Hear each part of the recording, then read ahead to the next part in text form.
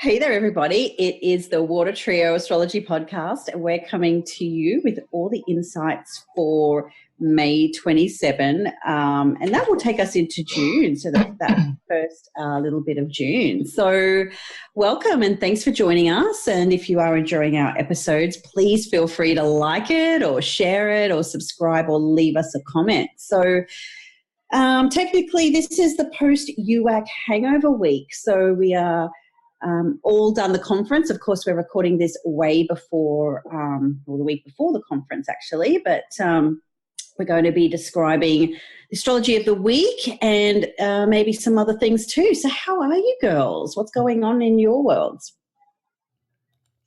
Well, I am doing things, but Leash, you were going to say something.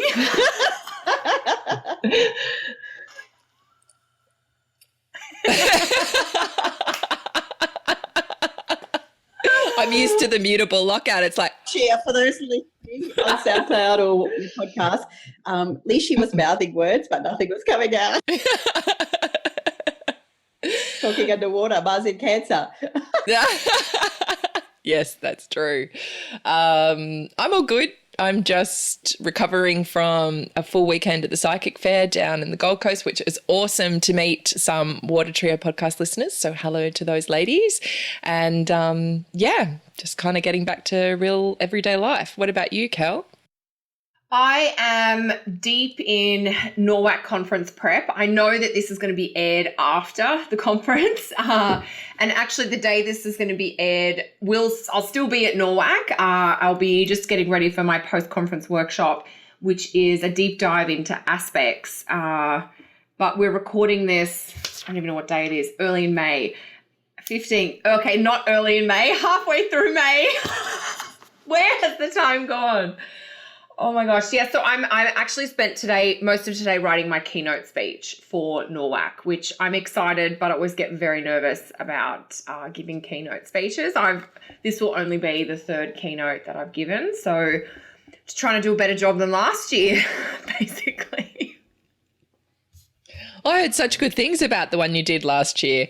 Oh, well, that's great. I'm happy to hear that. I didn't give myself a very good report card, but we're always very hard on ourselves, right? That's right. We're always our worst critics. Yes. So, I what about you, Cass? What have you been doing?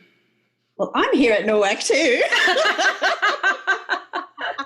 This recording into the future is always a little bit of a crazy thing. But yeah, so I've got 2 lectures, which I've, technically done by now, and seeing some clients at the conference. And this week I'm heading down to Portland to spend a few days with a dear friend. And then later in the week, we're going to be road tripping down to the southern parts of Oregon. So it's going to be, me kind of like Cass trekking through the wild Pacific Northwest.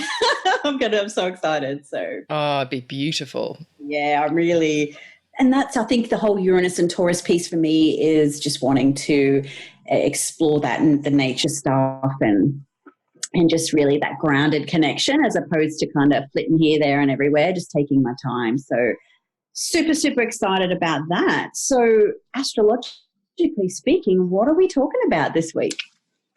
Well, this week, what does this week I think bring? you're first up, Cass, aren't you? Because you were going to talk about Mercury square Neptune. Exactly. I'm talking about Mercury square Neptune. So I'm like, what are we doing? And and I always do see the Mercury square Neptune a little bit like a mini Mercury retrograde for the day. When we think about Mercury, especially Mercury's in Gemini, so it's all about the details, the information, the data, that collection of things, getting our facts, getting our information. Then when we're talking about Neptune, who doesn't care about any of that stuff, just sort of wants to feel its way through. It wants to sort of be at oneness rather than the separativeness that Mercury can kind of do quite well. So when they're squaring each other, they get in each other's way. So, facts might be foggy, things getting in the way, might be a day to kind of like not let plans or logistics be sort of set in stone, go with the flow. And as I'm speaking, also remembering, I think this is the day I actually start my road trip. So it's like, I'm going to be the worst co-pilot ever because I'll have no idea of where I'm going. I'm just, be winging it. And so Mercury square Neptune is definitely about, just being adaptable, being flexible, and being really detached from the outcome. We're talking about two mutable signs here. So it is definitely about just, whatever, come whatever may, so to speak, rather than trying to be outcome directive. So I find that Mercury square Neptune can sometimes be really great for, creative energy, just taking out the need to know or the need to have one direction and just allow through whatever comes through. It can be really exciting like that. I love a good Mercury square Neptune because it kind of helps me get out of my own head. So it can be useful for that as well if you remain flexible, which is a key thing there with Mercury in the mix. Have you girls got any thoughts about Mercury square Neptune? I think for me, this is the part of the cycle. It's revisiting almost all that Mercury mayhem that was going on in March when Mercury was conjunct Neptune in Pisces. And it's like, what have we learnt since then? What little facts, what little details have come up that we need to put in place? I agree with you, Cass. It's kind of that time where you can really just let go of that crazy mind stuff that can happen, especially with Mercury and Gemini, trying to get all the facts all the time. So it's like sometimes the facts are subjective. Sometimes, not everything is what we think it is. So there is the possibility with this as well of just seeing things from another point of view, having a little bit of compassion, bringing some kindness of, compassion of mind in for others, and as well, just kind of letting go of that need to have the hard facts, that need to have the real truth, although there can be the kind of the deception element of this as well. It's like sometimes there may be things that are being miscommunicated or misunderstood under this kind of energy. So just, I guess it is checking the facts, but not being absolutely wedded in them. So yeah, exactly. Your thoughts, Kel?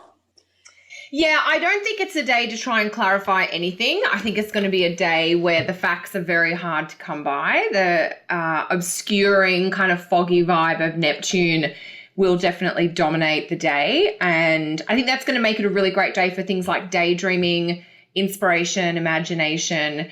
It's almost like when Mercury squares Neptune, you can't think your way through a problem because the thinking faculties just aren't as sharp or as clear as normal. Instead, you have to kind of feel your way forward, and that is uncomfortable for many of us. I think this is why so many of us in modern life struggle with Neptune's energy when he comes up by transit or when he's active in our chart, because you have to learn to trust things that you can't prove or that you can't even necessarily explain.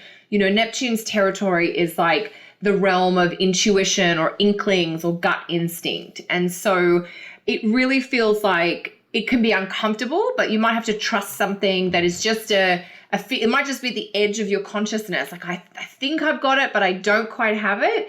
And so if you do have to make big decisions this week, or you need to organize logistics or plans, or you're trying to do your forward schedule, I wouldn't try and do that on Wednesday. I think it is Wednesday, this aspect.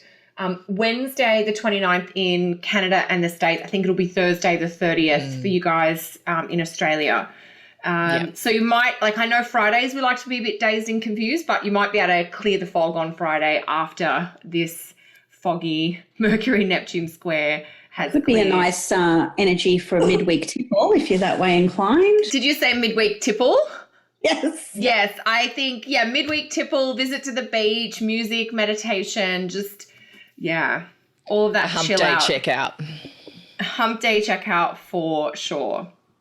Yeah, a wine and Netflix night perhaps.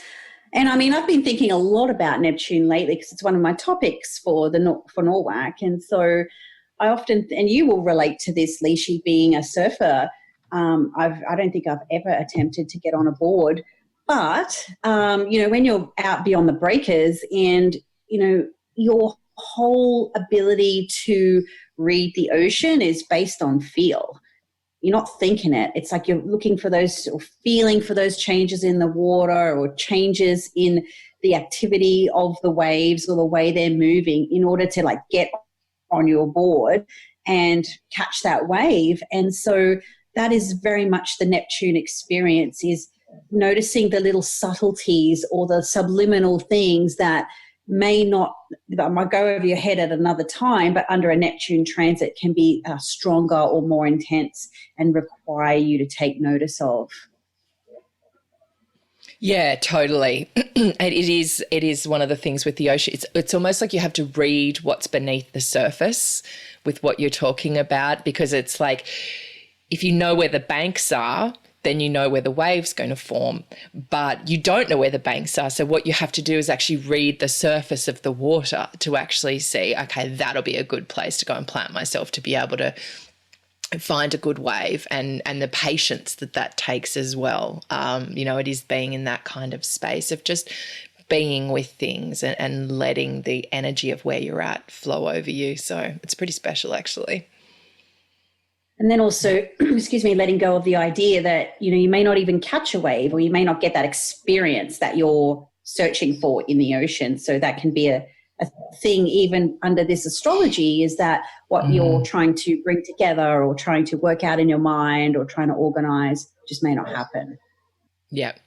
Yeah. And another analogy as well, sorry, Cal, just quickly, is I used to work in an addiction treatment centre on the northern beaches of Sydney, and one of the ways that people who came to be treated in there, who were often surfers, their higher power they found in the ocean. You know, that whole 12 steps, it's all about connecting to a power to hand over your addiction. For them, it was being in the ocean. It wasn't actually a thing. And I feel like, this is with this Neptune Mercury connection, it's that connection to something bigger than ourselves, connection to something higher, connection to those higher messages, and higher felt experiences that come from that as well. So it is a pretty special place to be. I love that analogy. Thanks, Cass. Cool. Well, I think that's, we could talk about Mercury all day by the sound of things, but, after a nice Neptune experience, I think we've got the cold, harsh realities of Saturn coming up. Is that right, Kel? Well, actually, I think Mercury is doing the tango like a double header almost. I think Mercury-Jupiter happens first. Actually, yes, and I've changed my mind. I'm actually going to talk about that. Of course you have. Well, I just thought let's go with this beautiful Neptune vibe, and because I'm also looking at the Venus sextile Neptune the next day, and really having a look at, because you've got Venus in Taurus, she's in her happy place. She's grounded. She's all about the pleasures and all about the things. So it feels like there is such a nice chocolate. All about the wine, all about that kind of stuff. But she could also be about, a nice yoga retreat or going and doing a meditation or something like that. So it is that just really valuing actually bringing the spiritual, bringing the higher, bringing that higher connection where we can let go of ourselves into the physical, into this body, into the five senses. So it's almost like where we can connect between ourselves and our felt experience and our physical experience and our spirit.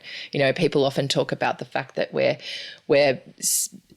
spiritual beings having a physical experience, and that's really what this energy feels like to me as well. So it's that chance to really value something greater than ourselves, to really have a look at those principles that are in our lives and go, okay, what is important to me, and how am I going to create that in my relationships? How am I going to unify those two experiences together? So I'm getting a bit spiritual with it all. Have you guys got something a bit more grounded than, than my hazy 3 kilos musings? in my future.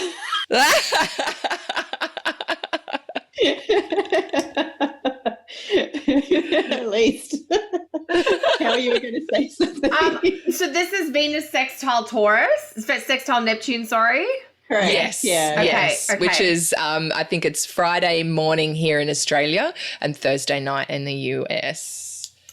It is. Yeah, I think you made some really beautiful points, Leash. It is very much about blending the emotional and the spiritual, Neptune in Pisces, of course, with the physical, bring it into the body, into the tangible realm. So, yeah, that'll have a really nourishing kind of quality, but it's also a great aspect for making something solid out of an idea or an inspiration. It's like making the imagination real, if you like. And that's kind of how the earth and the water, well, certainly like Venus in Taurus, she wants something tangible, whereas Neptune in Pisces is that, it's come in via the ethers, basically.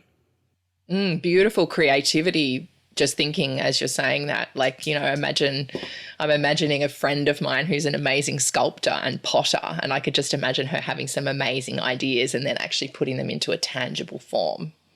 Yes, absolutely. Yeah, it reminds me of the, if anybody's watched The Haunting of Hill House, that show on Netflix where the husband and wife talk about their relationship, and she's the kite and he is the line. And so it's that beautiful, like, he's the line that holds her and kind of keeps her semi-grounded while she's, floating in the ethers, but not going all the way to the ethers, if that makes sense. So the kite and the line I thought was a beautiful analogy for this aspect as well. Yeah, I like that. That's beautiful. That's beautiful. I always find there's just a lot of kindness in a Venus Neptune aspect. It's about, there's a really trusting energy, like giving people the benefit of the doubt or giving people second chances. And depending on the nature of the aspect, like it could be Venus square Neptune or Venus opposite Neptune. And in those instances, it's more likely to be like giving someone a second chance who maybe doesn't deserve it. But because this is a sextile, which is one of those more kind of gentle or, dare I say, benign type aspects, you're more likely to get that idea of kindness being deserved or, being kind being the right choice, if you like. Yeah. Taking the higher road. Yeah, taking the high road or just going the extra mile, giving because you can, not because you're expecting to get anything back. But even though it's Neptune and there isn't a lot of limits or containment, with Venus sextile Neptune, we're less likely to deplete ourselves in the giving process. And that's more likely, if Venus is square Neptune or Venus is opposite Neptune, we can kind of get caught up in the vortex of giving until we're depleted, basically. Yeah. And it also makes me think too, I trained in forgiveness work a few years ago, and the first step in forgiveness of somebody else is actually forgiving yourself. And I feel like this is a part of that as well, is that seeing, if there is a forgiveness that needs to be done, coming back to your part that you played in it all and forgiving yourself for that, because we all make mistakes. It's all part of it. And maybe if there's enough time, especially, we're able to look at ourselves with compassion as well. So it's not just where we're giving it out, but also bringing that into ourselves as well, because often these days we're very harsh on ourselves for needing to fulfill expectations or meet certain standards. And we're just humans having a human being experience. So, yeah. Sort of like letting go of any grudges, or what they say, forgive, not to say that the other person was right or okay, but for yourself more than anything else. Exactly. Yeah. Yeah, absolutely. So that's a really beautiful piece for this week. Yeah. So bit of Neptune vibe, yeah. We could talk about our things and under perhaps the Mercury Neptune, and then find new ways of connecting when Venus comes along and has her interaction with the great sea god. Okay, and what about you, Kel? Got a bit of a different vibe here now. Oh, yeah, definitely. I mean, it's one of my favorite aspects of the whole month of May, actually, even though it's coming at the very end of the month. Venus trine Saturn, 19 Taurus to 19 Capricorn, Friday the 31st of May in Canada and the States, but it's Saturday morning, June 1st for everyone in Australia. I like this aspect because it really speaks to stability and security, and the idea of making commitments or plans or promises that are long lasting.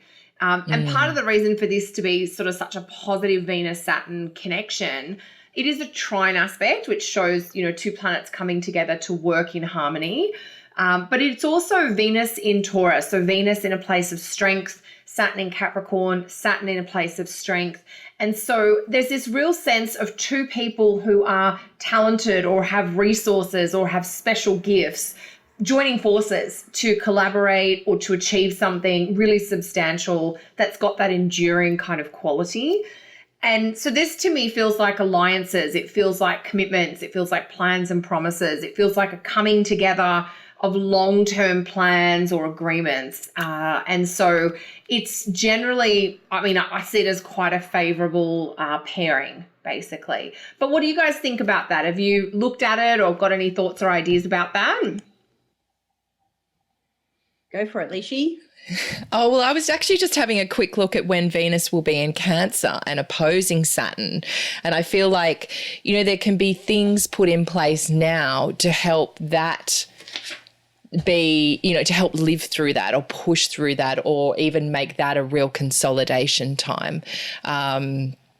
Yeah, I mean, you know, as you were saying, Kel, it's getting serious about relationships. It's having those conversations that it can actually tangibly build something. This is both these planets in Earth signs. So it's actually really grounding and anchoring, slowing things down, and really kind of actually being in the one-on-one with somebody and really meeting them in that, you know, that Taurus face-to-face.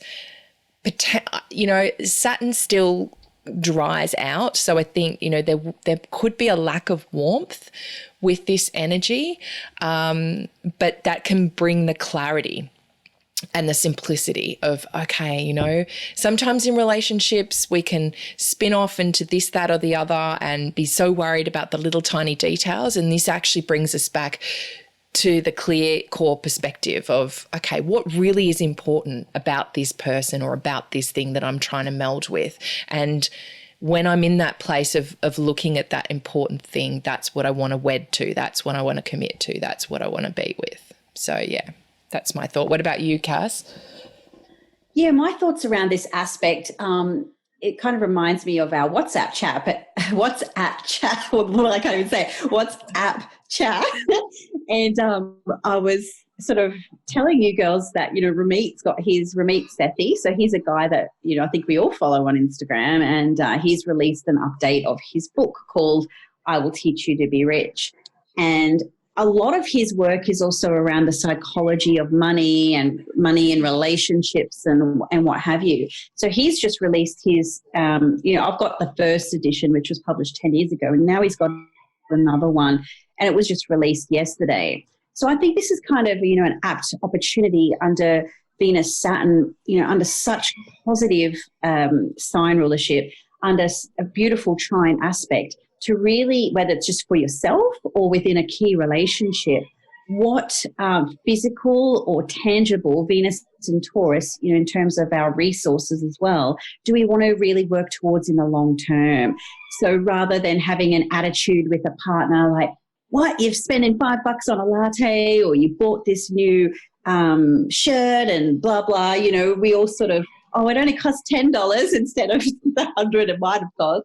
You know, that type of stuff. It's about being, okay, you know, what, you know, Ramit's whole thing is, you know, how to create a rich life, sort of meaning, you know, how can we work together to create an ideal level of abundance that's sustainable and growing? So rather than kind of being so frugal or limiting about it, which Saturn can, you know, does like to do, but with Venus's support, how can we grow that? How can we perhaps make things a little bit more fecund or fertile, that we can push forward into the future and make those long-lasting plans. So I think it's also a really good time to perhaps, you know, look at money, look at your attitude to money, look at how that might be different or varying in a relationship, and look for the ways that you can make it a good thing and work together rather than perhaps working against each other. And you're always going to have different ways of operating financially in a relationship, but having the stuff that we can, a common goal or working together and funneling our energies into that is another way that we can make it a little bit perhaps, a practical manifestation of this aspect as well. Yeah, I really like that, Cass, that idea of focusing on whether it's financial stability or stability in a key partnership, of just what do you want in the long term. Because I think Saturn really embodies that principle of like short-term pain for long-term gain. And that's kind of what you're speaking to there, is the idea of, do you need to have all these little things now, or would you rather put them away for something large or something more substantial in the future? Because there really is this long-term thinking piece with this Venus-Saturn in Earth combo. So Earth for sure. Yeah. And I'm also... Do you want... Sorry, go, Leach. Sorry, Cass, you go. Do you want these like $10, China shop type of T-shirts or what have you, or do you want that one beautiful piece that's going to last you for a really long time? So, lots of different ways it can play out. Yeah. And I was also thinking as well, Venus brings benefit, especially in Taurus. So this is potentially a time when we may see the benefits from the hard work we've been doing with Saturn in Capricorn since December 2017. So especially depending on where it's placed in your chart, you may see a few of the rewards starting to come through, or a few of the recognitions or of the achievements that you've had and the things that you've made starting to shine through on this day as well. Yeah, I agree with you. Seeing a little bit of that Venus goodness after a bit of Saturn stuff, but and definitely kind of how can we channel that energy and make it grow? I still feel that real fecundness of Taurus there, like that real long term, like penny pinch now, like they say, like a penny pinched is a dollar saved or pound saved, or something, that really old saying. So there can be a little bit of that as well. But I like that kind of idea of, the rich life. Everybody's idea of what a rich life is can be different. For some people they might be happy to scrimp and save on the day-to-day basis, but have a real lovely splurge on a holiday. Or for some people, it might be having the finest food or the best that they can afford to buy into their home and maybe not go out and about so much. So, it's about, again, the Venus stuff. What do you value? What is important to you? And Saturn kind of putting your money where your mouth is in respect to that, and honouring that or committing to that side of things. So much juice. Very juicy. It's very productive, I think. Very productive. Yeah. Yes. It makes me think of like and the chickens do agree. Who knows what they're doing down there? It just also makes me think about it. The hard work you do to plant the fertile garden that will come at the end. The flowers that you put in. When you think about what you're doing, you get strategic. Actually, people who are landscape architects will tell you that it's actually about marrying everything together and being strategic about where you place all the plants, to be able to actually see that everything has its place and everything is able to shine and everything is able to show us its beauty in its own way. And sometimes you don't want everything flowering at once. You want this little bit to flower here and this little bit to flower there, so you have the beauty all year round. But it's having that bigger picture of the Saturn in Capricorn helps you be strategic and plan for that too. Nothing reminds you like Saturn in Capricorn that you can't reap and sow in the same season. Yeah. That's exactly it. Exactly it. So that's the week, I think. Awesome. So we've got some, Neptune rose-colored glasses, and then a bit of practical Saturn reality at the end. Mm-hmm. Yes, some productiveness, I think, at the end of the week. So if you feel like the start of the week gets away from you a little bit, you can catch up and pull it back in towards the end. Yeah, absolutely. Yeah, well, we definitely look forward to hearing about those who are attending NORWAC about your NORWAC experiences and your time in Seattle and all of that stuff. And I guess this is the week where life starts to slowly get back to normal for many of us. Yes, and we will do a NORWAC debrief in a future episode, I'm sure, Cass, once we've been and we speak after that. Once you're back on home soil, because you'll be traveling for a little while. Yeah. I'm staying in the US until mid-June, so just kind of in this bit of a Neptune in-between vibe, in between these two sort of work commitments. And then I'll be down in San Diego speaking for the San Diego Astrological Society on, I think, the weekend of the 14th and the 15th, which I'm really looking forward to doing. So, yeah. Super exciting. What about you, Kel? What's on the agenda? Heading this back home week, to Canada? Yes, I'll be flying back to Canada. I think it's Tuesday, flying home. And then, so I'm just looking up, I've got calendars everywhere. I think we have graduation week. My husband's kids Correct, you do. are graduating from uni. So we've got one, I think we have stuff like Thursday, Friday night for that. So it's a little bit more family focused for me this week. And coming home for our last month in Canada before we move in July. Crazy town. And what about you, Alicia? What's on your agenda?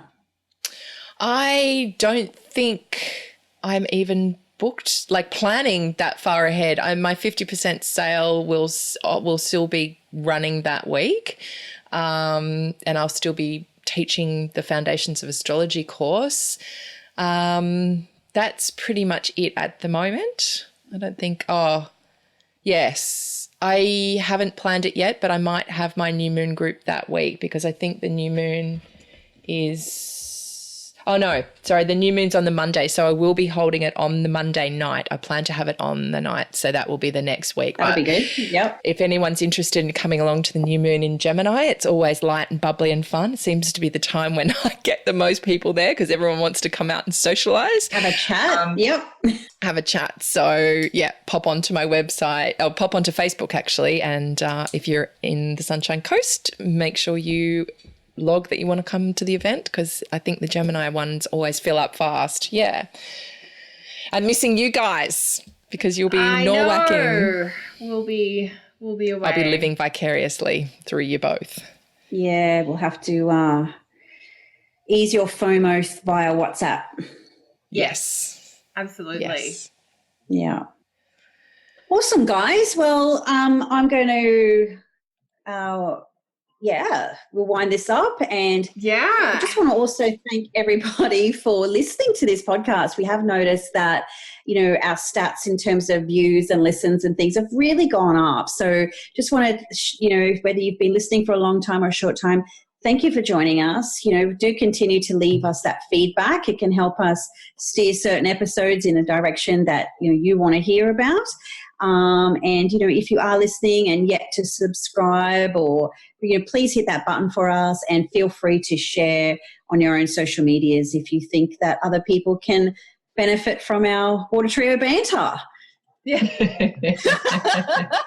Yes. We always try and have a bit of a laugh in all the astro. Yeah, absolutely. And we do love the comments. We love the comments. So please keep them coming. It's awesome to hear how it's landing with you all and how and your experience of the transits and it's awesome. So thanks, guys. Yes, definitely. Let us know what you want to hear more of, what you like, if there's any topics that you have, any questions for us, because we do keep an eye on the comments and we'll do our best to include them in future shows.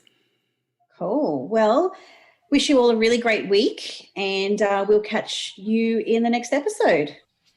Bye, everyone. Thanks. Bye.